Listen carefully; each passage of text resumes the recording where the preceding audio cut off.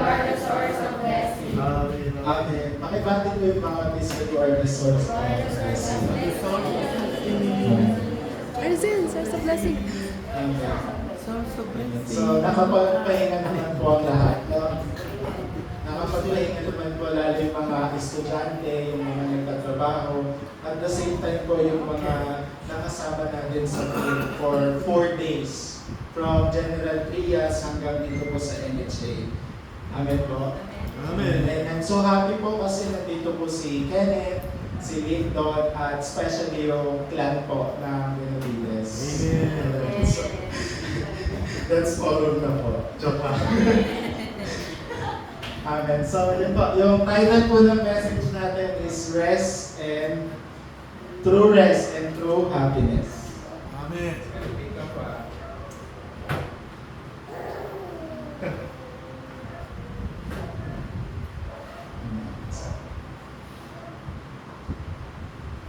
Ayun, sorry about that.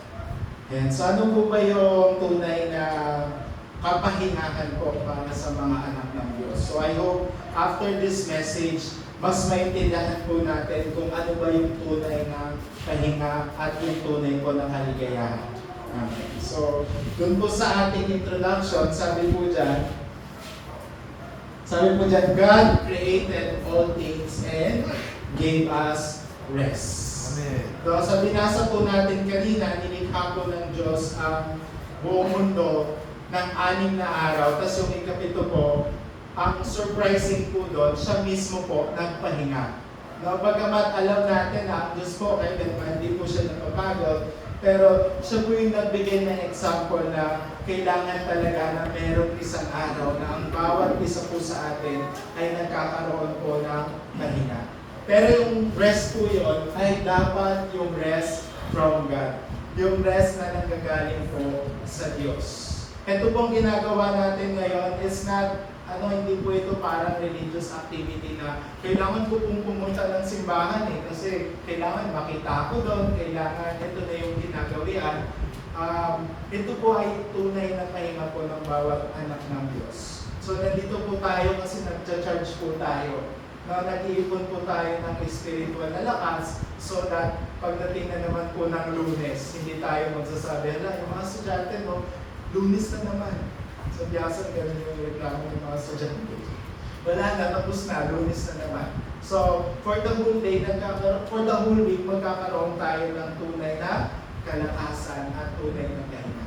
Amen? Sabi po sa Mateo 11:28, "Come to me, all you who are weary and burdened, and I will give you rest."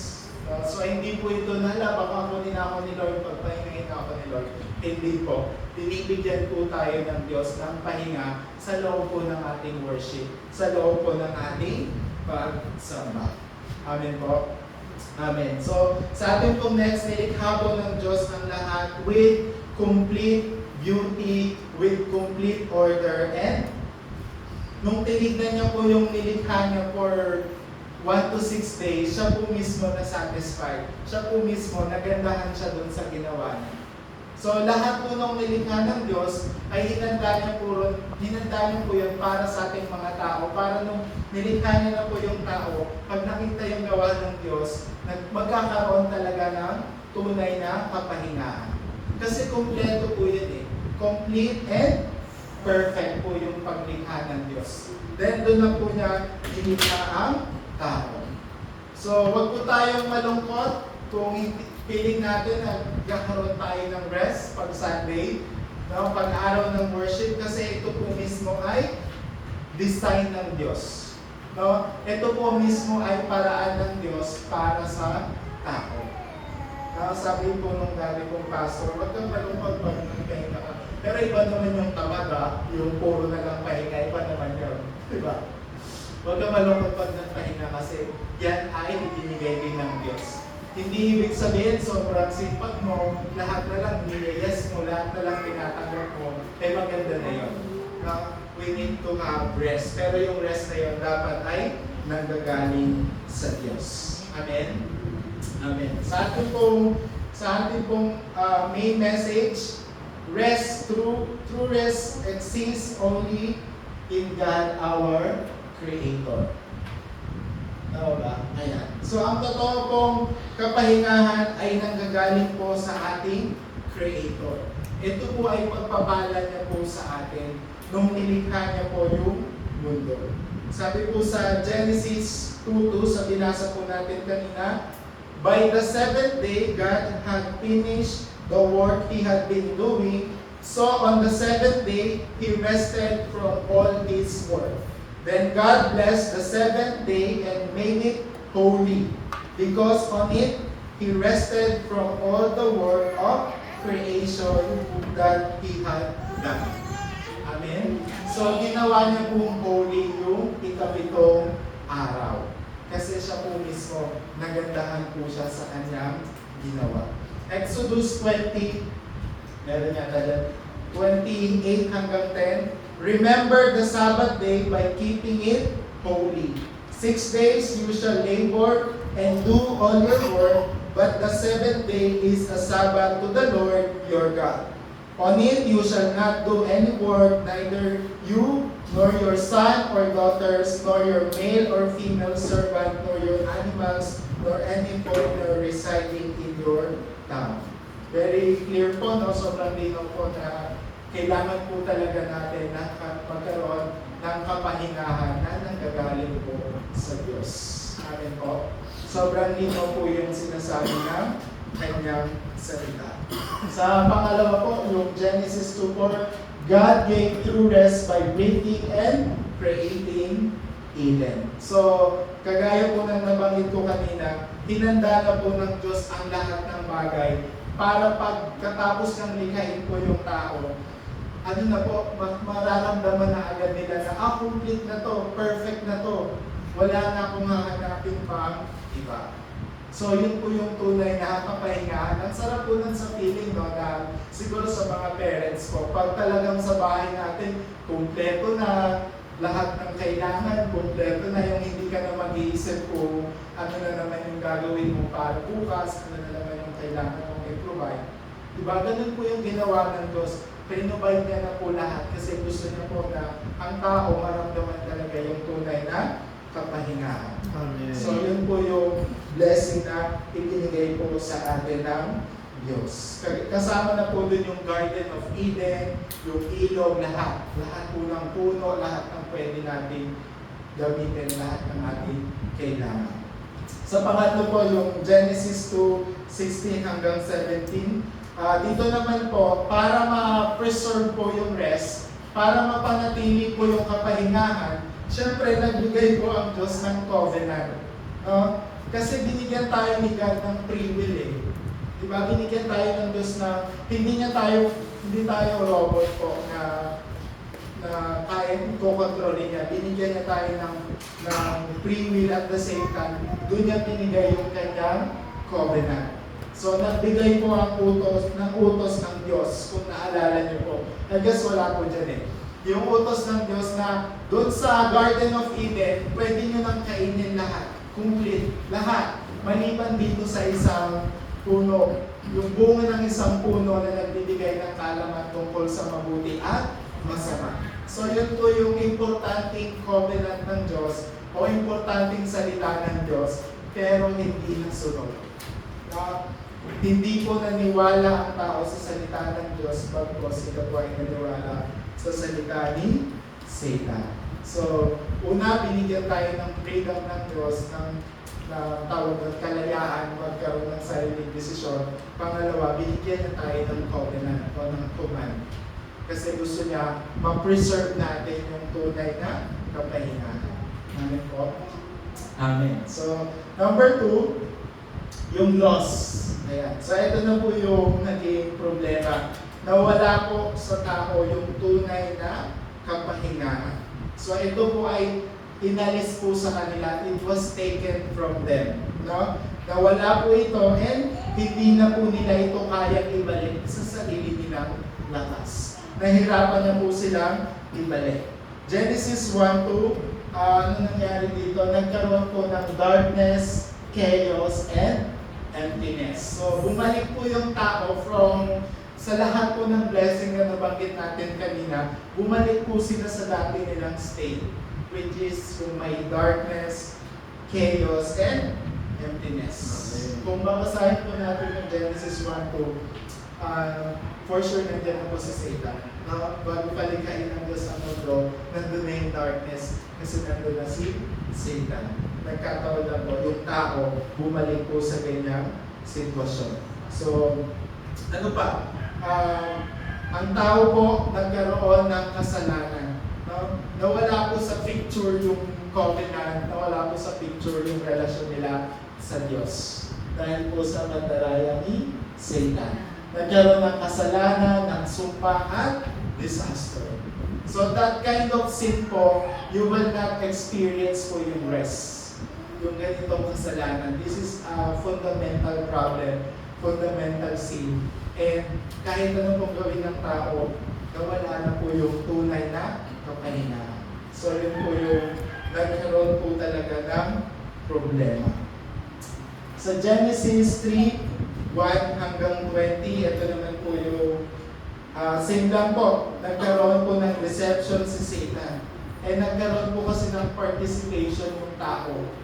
Kasi nga po meron tayo freedom, na may kalayaan po yung tao. Hindi po tayo dapat kinontrolan Diyos kagaya po ng isang robot.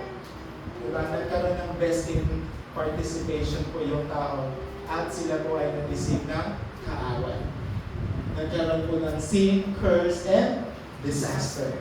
And yung pangapat po, yung Genesis 6, 1-20, ang tawag po dyan yung Nephilim movement. Ito po yung panahon ni Noah. So nagkaroon po ng sobrang kasamaan na po ng mundo. To the point na naisip ng Diyos na parang pinagsisisihan ko ng nilikha ko pa yung tao.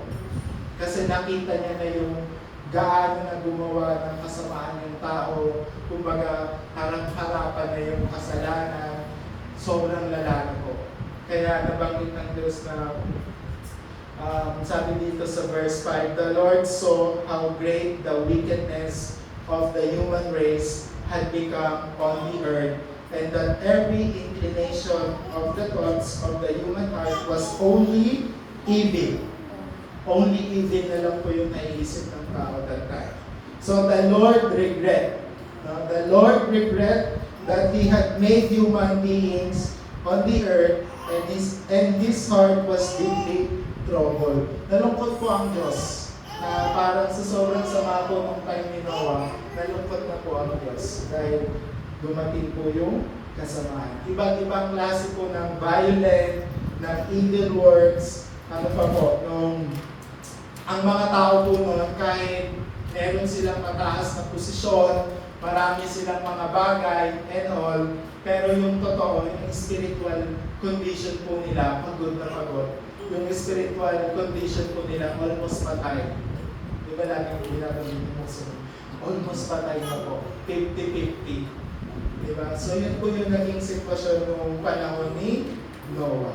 So ang tao po palagi silang excited na gumawa ng kasamaan. Excited sila sa mga makamundong gawain. Pero yung totoo, yung spirit po nila is almost patay. Sobrang pagod na totoo. Amen po. So, tayo po ay, huwag po tayong maingit sa kanila.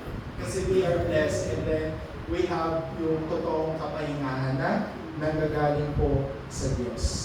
Amen. Pangapat po yung Genesis 11, 1-8. Ito naman po ang tao ay nagkaroon ng, nawala naman ng tunay na kapayapaan.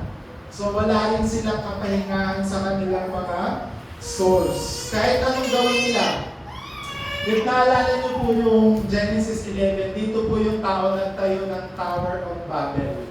Sa sobrang successful na nila, sa sobrang talino na nila, parang gusto na nilang maabot ang Diyos. So, talagang nagsusumikap sila, striving yung word, nag-strive talaga sila to 100%. Talagang so much effort yung ginagawa nila, pero yung kanilang is pagod na pagod din. Restless. No? Restless yung condition ng kanilang spirit. Patay.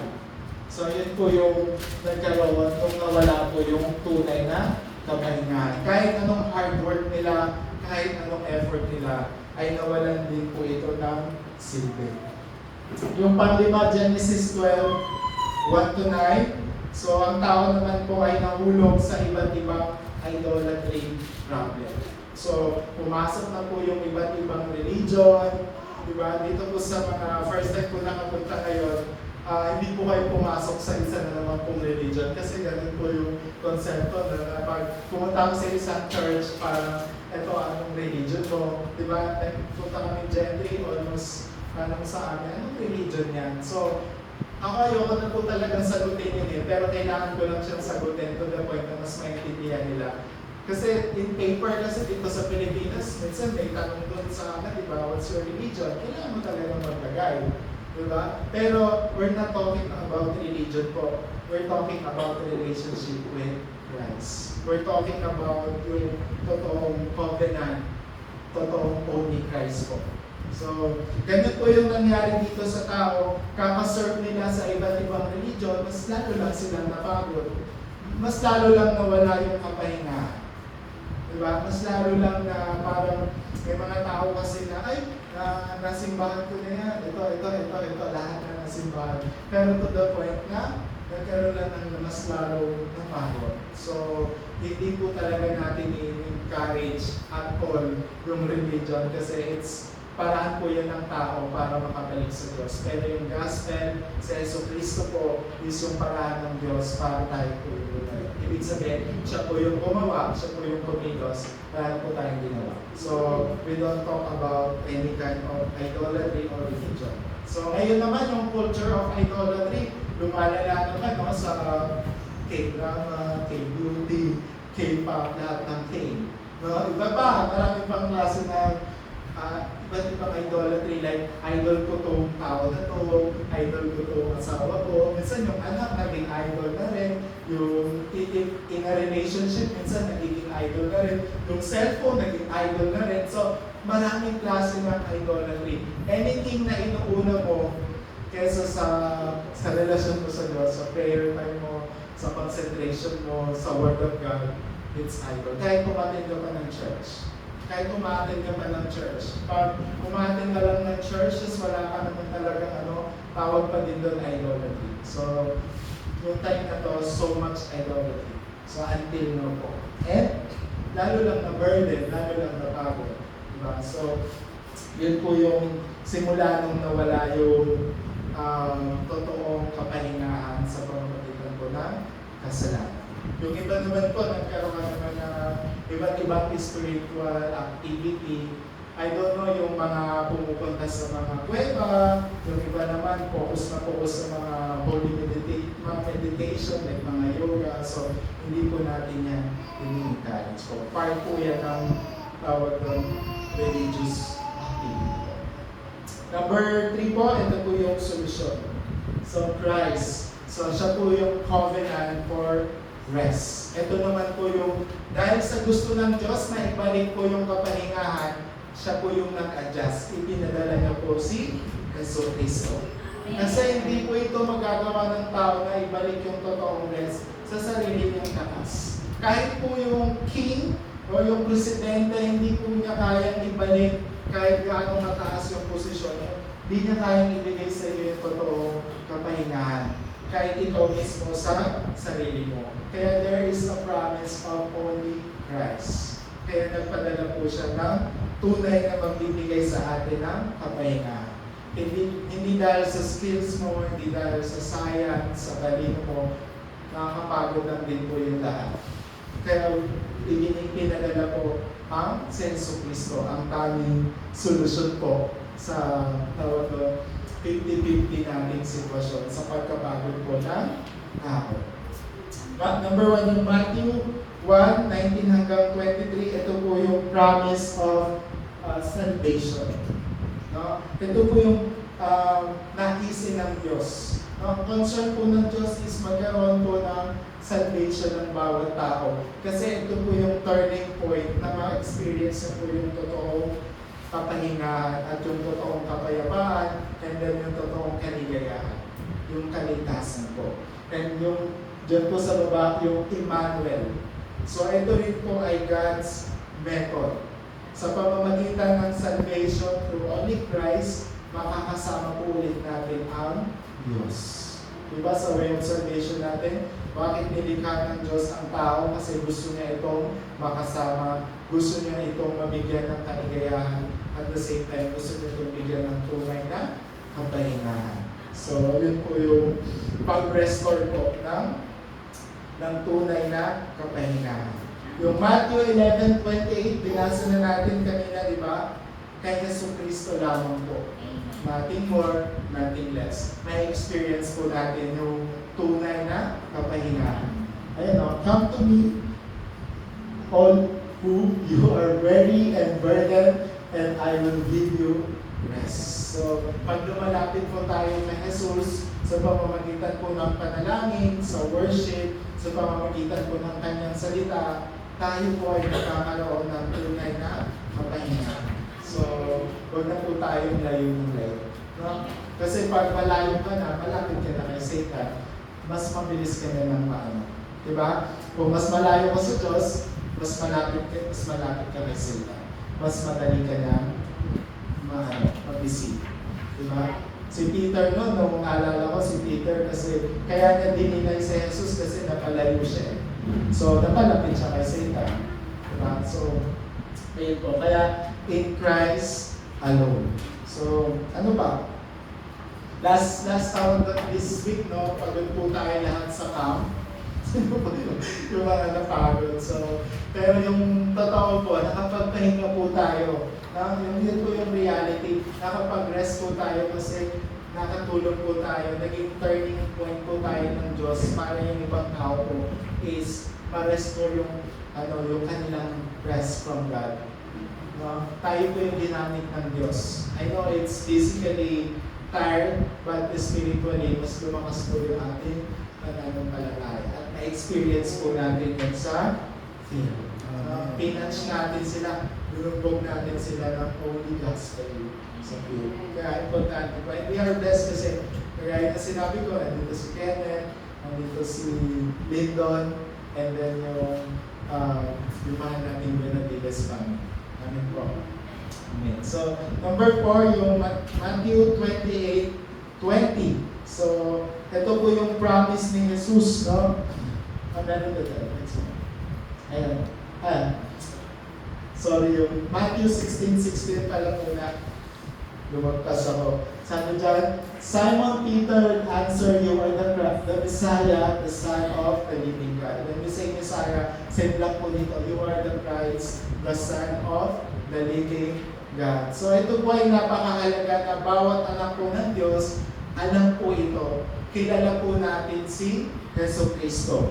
Dapat ma-recognize natin kung sino ba talaga si Jesus. Pag nagkakampo ako, lagi ko pong tinatanong, sino po si Jesus? Sino po si Christ? Yung Jesus nasasagot po most of the time, Savior. Pero yung Christ po talagang may tawag doon yung biglang nagkakaroon ng katahimikan po. Diba? So, importante po ang bawat isa po sa atin is kilala po si Jesus bilang Kristo. Ito po yung position. Ito po yung ginawa sa atin ni Jesus. So, pag tayo po ay ginamit ng Diyos, dapat accurately po natin itong ipaliwanag. So, ano pong susunod? Yung tunay na kapahingahan. So, may all people can confess po that Jesus is the Christ. Amen. And then yung last po, Matthew 28:20. Ayan, so, and teaching them to obey everything I have commanded you, and surely I am with you always to the very end of the age. So, sasamahan tayo ni Jesus mismo. And then, pagkasama natin siya sa araw-araw, tayo ay magkakaroon ng tunay na kapahingahan. Amen. So, kung babasahin po natin yung verse before that, sabi diyan, go and make disciple. Diba? Go and make disciples. So, kasama po yun sa rest natin is yung to go and make disciple. Hindi po go and then dumami po tayo. Hindi po ganon. Sabi po ni Jesus, go and make disciple. So sa dami po nating nakatagpo, iilan lang po yung nandito. No? Kasi po kahapon, sobrang daming tao nating na-reach no Monday, Tuesday sa General Trias. Pero nung kahapon, it's a different story po. But, that's the disciple. Na, sabi ni Moksanin, disciple is focus. Na, pag may disciple, everything will follow. So, we need to obey. Na, go and make disciple. Amen. So, for our conclusion, lahat po ito ay matutupad na naaayon po sa pananampalataya na meron po kayo ngayon. So, ano po yung pananampalataya na meron ka ngayon? Ito po ay magkakaroon ng katuparan. Ito pong salita na to. So, saan po? Sa Holy Trinity God. Kailangan ma-restore po ito sa atin na ang tatlong persona ng Diyos o yung Holy Trinity is ma-experience po natin sa loob ng worship. So, worship. Yung buhay po natin ay worship. Yung pagsamba sa Diyos. Lahat po ng ginagawa natin ay dapat magbigay po ito ng worship. And invisible po, hindi po natin nakikita, kikilos po ang Diyos sa buhay po ng bawat isa. Amen. So dapat yun po yung ating pinanghahawa. And surely darkness is broken. There's so much darkness going on sa sarili po natin, sa pamilya natin, sa paligid natin. So much darkness. Yung kausap kong bisita last time, sabi niya, in Korea, so much darkness to the point na ang hirap ng ipakilala sa Jesus sa tao. Sobrang hirap. Kaya nakikita nila yung pag-asa dito sa Pilipinas. So much hope sila sa Pilipinas. No? Kasi doon, nagsasarado na yung mga pinto. And tayo, hanggang bukas pa, darating yung point na magsasarado na rin po. So ito na yung chance natin. Kumbaga, huling chance natin. Huwag na natin sayangin kasi darating na rin yung ganung panahon. So, that's why kayo po ay nandito kasi pinili po kayo ng Diyos to hear this message. And last po yung power of throne and then yung heavenly host. Sasamahan po tayo ng mga anghel and then ma-experience po natin yung kapangyarihan ng trono ng Diyos. Kahit saan. Sa school, sa work, sa ginagawa mo sa ministry, lahat. Sa bahay, yung mga parents, lahat po. May experience po natin yung power of throne. At most especially, mabubuksan po yung door of evangelism. Sa pamamagitan mo, mas marami rin tao yung makakakilala sa Diyos. Magbibigay ka rin ng rest. No? Kasi ano man pumaldo ka sa rest. No? It's time naman na ikaw naman yung mag-share na totoo kapahinga. Diba? So, ayun po. Hindi po yung complete na 8 hours na na-experience ko kayo. But hindi po yun yung complete rest. Yung complete rest po na tayo mismo ay kasama natin ang Diyos. Tayo mismo ay nakay Yeso Cristo. At dahil doon, magtutuloy-tuloy po tayo sa Kanyang salita, magtutuloy-tuloy po tayo sa panalangin, and magtutuloy-tuloy po tayo sa ating worship. Amen. So, I hope sa 1 hour or more na nandito kayo sa loob ng church, paglabas niya dapat kayo? Talagang parang nakatulog kayo ng 8 hours or more. Diba? So, dapat kumpleto yung tulog and ready na ulit kumanap sa mundo. So, amen. So, yun naman po at palampakan po natin ang Diyos at tayo po ay saglit na manalangin. So, ipag-pray natin na, Lord, yung ba-experience mo sa akin yung true rest. No? Hindi lahat, minsan pagod, minsan sa lahat, emotionally tired, physically tired. This time, let us experience yung answer of rest na nanggagaling po. Amen. Let's pray po. Panginoon, maraming salamat po sa time na pinagkalaw po sa amin. Thank you for allowing us to worship you today in Amen. spirit and in truth, Panginoon.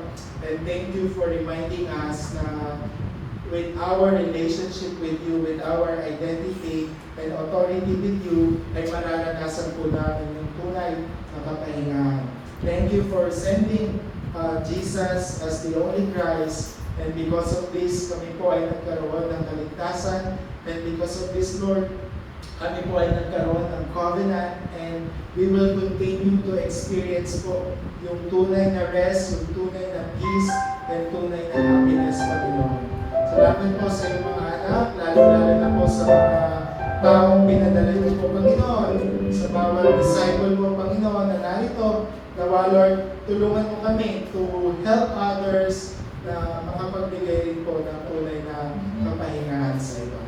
Ito po ang aming dalangin sa aming pangalan ni Jesus. Amen. Happy rest to you.